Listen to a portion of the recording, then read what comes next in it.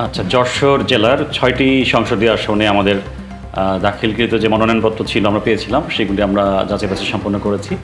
তো যাচাই বাছাই সম্পন্নকালে আমাদের ৬টি আসনের যে চিত্র ছিল সেটি যদি বলি, টোটাল মনোনয়নপত্র বিতরণ করা হয়েছিল ৭১টি, দাখিল করা হয়েছিল ৪৭টি, তবে একজন ব্যক্তি 2টি দাখিল করেছিলেন, সেজন্য ৪৬ জন ব্যক্তি দাখিল করেছিলেন।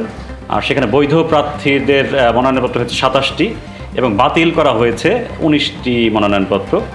আমি যদি উপজেলা ভিত্তিক যাই, যেমন যশোর আসন ভিত্তিক যেতে চাচ্ছি আমি, আসন ভিত্তিক যশোর এক আসনে আমাদের মোট দাখিল করা হয়েছিল 7টি মনোনয়নপত্র, 4টি বৈধ করা হয়েছে এবং 3টি বাতিল করা হয়েছে। আর যশোর 2 আসনে দাখিল করা হয়েছিল 10টি মনোনয়নপত্র, বৈধ প্রার্থী সংখ্যা 5 এবং বাতিল করা হয়েছে 5টি মনোনয়নপত্র।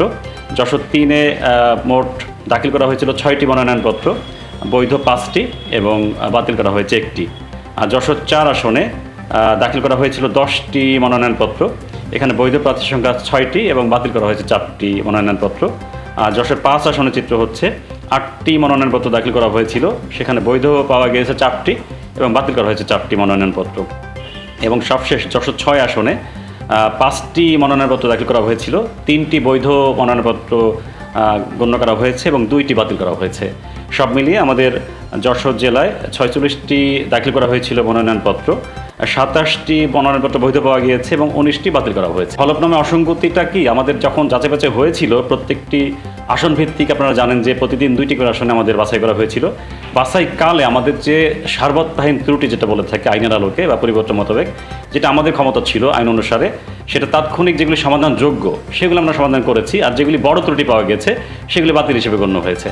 তো হলফনামার ক্ষেত্রে যেটা হয়েছে, হলফনামাটা ওনারা যা দাখিল করেছেন প্রত্যেক প্রার্থী, দাখিলের পরে যদি কারো মনে হয় এটা চ্যালেঞ্জ করতে পারে, সেটি পরবর্তীতে ইলেকশন কমিশন জানাতে পারে, জানালে কিন্তু পরে ব্যবস্থা নেওয়ার সুযোগ আছে।